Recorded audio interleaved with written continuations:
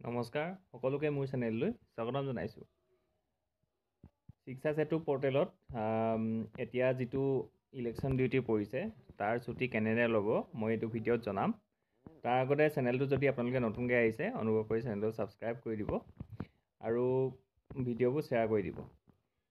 পোনপ্ৰথমে আপোনালোকে তাৰ বাবে যাব লাগিব শিক্ষা সেতু পৰ্টেললৈ। আপোনালোকে গুগল ক্ৰমত গৈ আপোনালোকে shikshasetu.assam.gov.in লগ ইন কৰিব। আপোনালোকে এনেকৈ পেজটো ওলাব।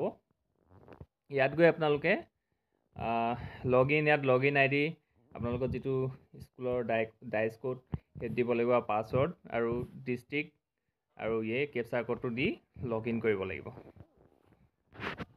তাৰপিছত আপোনালোকৰ পেজটো এনেকৈ ওলাব। আপোনালোকে ডেছবৰ্ডৰ এই ওপৰৰ তিনিটা আইকন দেখিছে যে ইয়াত আপোনালোকে ক্লিক কৰিব। ক্লিক কৰাৰ পিছত আপোনালোকে স্কুল এণ্ড টিচাৰ এণ্ড ষ্টাফলৈ যাব।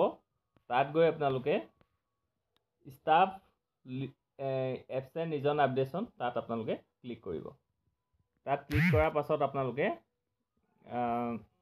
এতিয়া আপোনালোকে আপডেট ৰিজনত ক্লিক কৰিব লাগিব। আপডেট ৰিজন ক্লিক কৰাৰ পিছত আপোনালোকৰ ইয়াত আপোনালোকে ছিলেক্টত গৈ আপোনালোকৰ নিজৰ নামটো বিচাৰি ল'ব। তাৰপিছত আপোনালোকে কি তাৰিখৰ পৰা কি তাৰিখলৈ আপোনালোকে ছুটি ল'ব বিচাৰিছে তাৰ তাৰিখটো ইয়াত আপোনালোকে ছিলেক্ট কৰি দিব।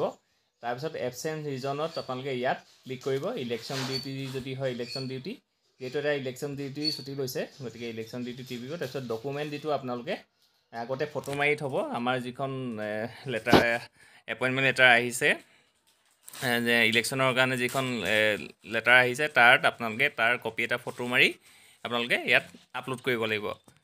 আপলোড কৰাৰ পিছত আপোনালোকে ছাবমিট কৰিব। ছাবমিট কৰাৰ পিছত আপোনালোকৰ সেইটো হৈ যাব, ছুটিৰ বাবে এপ্ৰুভেল হৈ যাব।